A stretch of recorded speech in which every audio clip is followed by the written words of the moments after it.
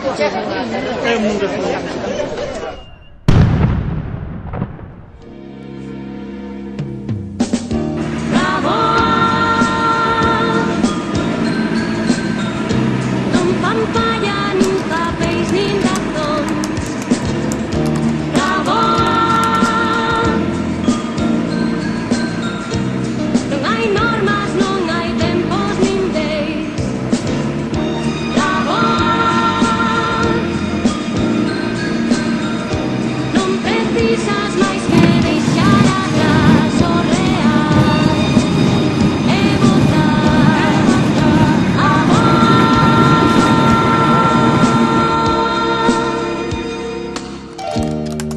Gústame xogar a ser a cometa que no vento ven e vai, e falar cos animais, compartir o meu silencio con alguén. Casa libre hai que saber voar, ver colores que non hai, ser lume non queimar, ser aire non poder parar.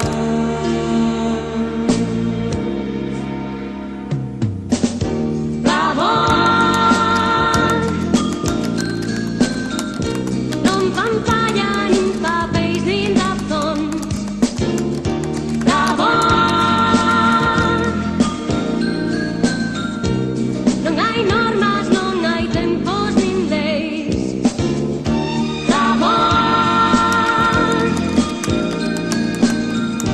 non precisas máis que deixar atrás o real e botar a voz. Diversas consellerías consideraron que ese aeródromo e esas instalacións eran ilegais, nunca se lle deu permiso.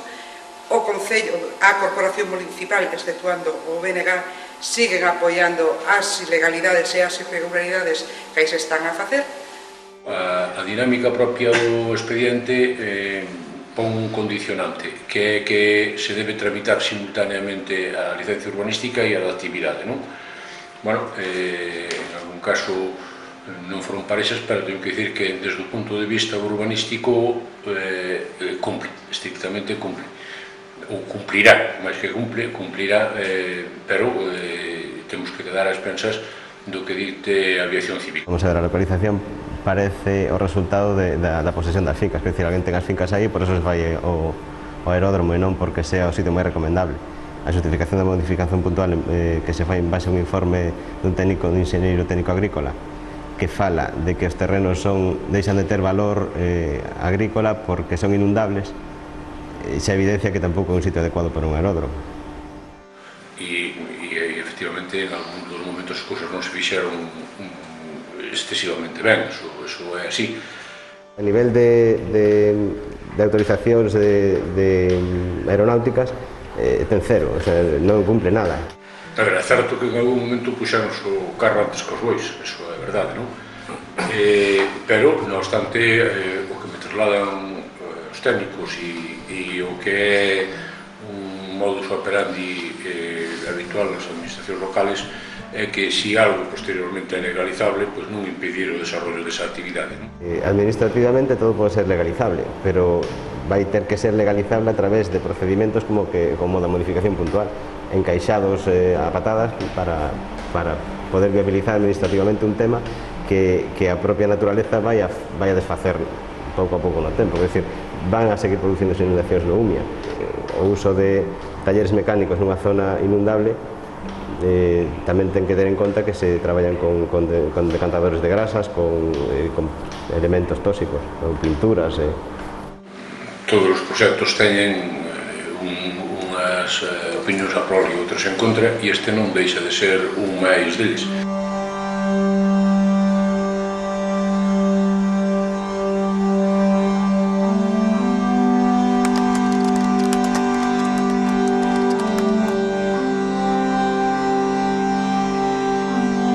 Sobreveñen as obras do AVE e plantan un viaducto diante.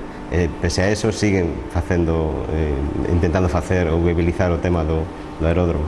Non non esquezamos que o aeródromo, perdón, o viaduto está a escasos 50 metros a pé de pista e é un viaduto con unha altura considerable. Polo tanto, non podemos esquecer o que pasou en Angrois hai 3 meses. Un tema tan importante como é unha vía de tren polo lado, entendo que debería supoñer unha consideración importante para frenalo.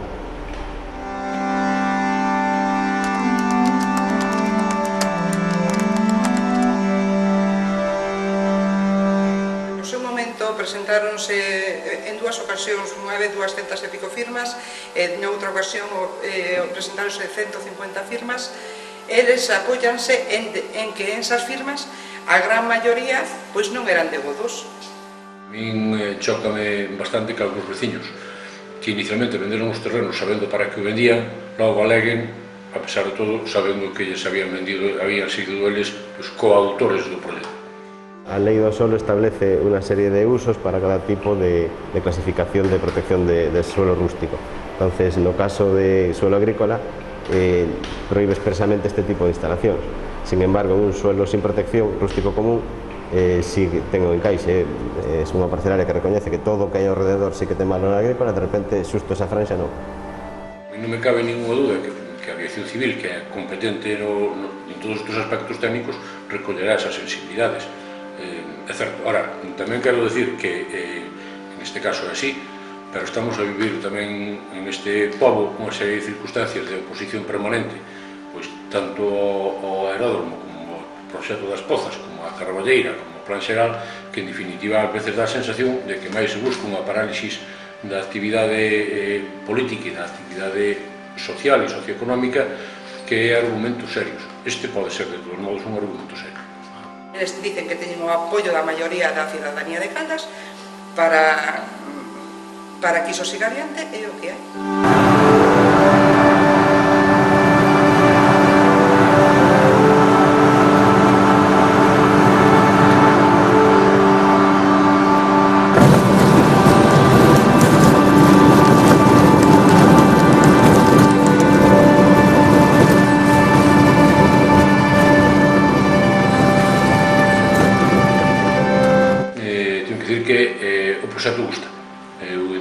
Pode ser un elemento dinamizador para a zona e que pode ser un complemento de outras cousas. Eu entendo, ademais, que un pobo con aeródromo pois é moito máis que un pobo sin aeródromo. En gústame, defino sempre que os povos teñen que potenciar a súa singularidade, ter elementos que non teñen outros povos, e ese é o posicionamento meu e do grupo de goberno. Si fora certa toda a reflexión que fan eles nas memorias, dicindo que isto vai xenerar moito turismo, que vai facer non sei que vai haber moita afluencia de tráfico aí, non hai ni siquiera un estudio de tráfico, non se considera que poida haber outras instalacións complementarias desta que se poden instalar subsidiariamente nos arredores.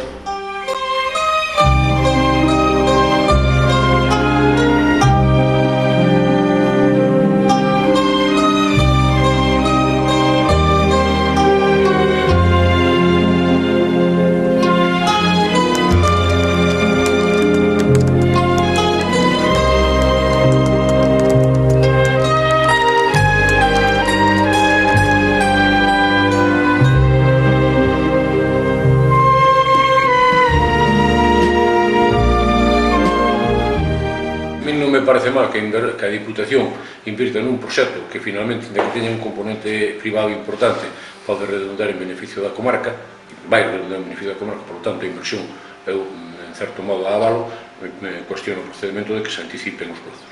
Que os nosos cartos, os nosos diñeiros públicos vayan a financiar unha iniciativa privada, non? Obviamente, consideramos que iso non debe ser así. Tamén quero facer saber que este procedimento ao Concello non lle costou ningún euro, non?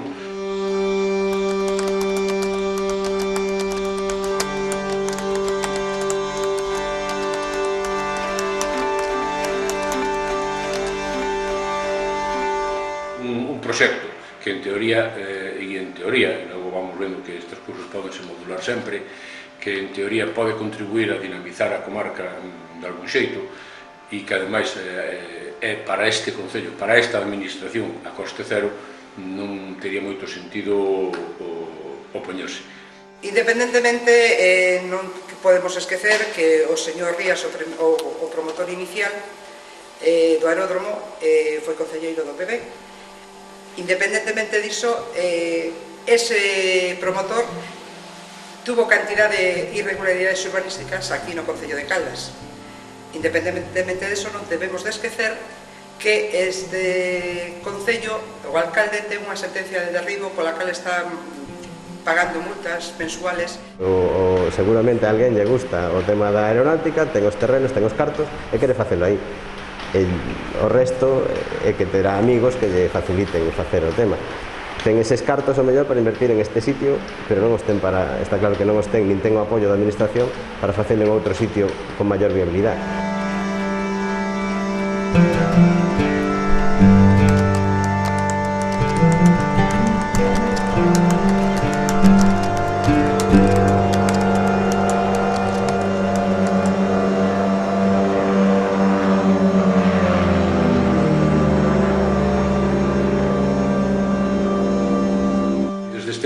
Desde este Concello se vai a forzar a firma de convenios que permitan que todos os veciños, sobre todo os rapaces que queiran iniciarse en temas aeronáuticos teñan aí a súa base, por un lado. Por outro lado, parece claro que en situacións de risco, en evacuacións urxentes de feridos ou de alguna catástrofe importante, pode ser unha base logística determinada.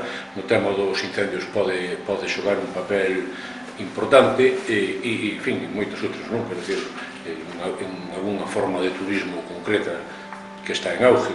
Estes proxectos, por exemplo, Portugal teñen moitísimo menos rechazo. É dicir, todo o norte de Portugal está sementado en povos do dimensión de Caldas de aeródromos e están funcionando. Non me parece lógico que haya que, para iniciarse na aviación, ir a Portugal todos os fines de semana. Ese aeródromo, a día de hoxe, non está asegurado, porque consideramos que ninguna aseguradora vaina a asegurar, valga a redundancia, porque iso é ilegal. Por lo tanto, hai que dicirle a todos aqueles usuarios deste aeródromo ilegal de que en caso, como futuribles, de alguna desgracia, a responsabilidade vai a ser dese piloto ou dese usuario dese aeródromo. Non podes decir, vou facer na miña finca un aeródromo porque a finca é miña. Terás que ver se fai falta un aeródromo, onde hai que facelo, e a propia administración, que tamén o recoñece na modificación puntual, ten que establecer que terrenos sirven para eso.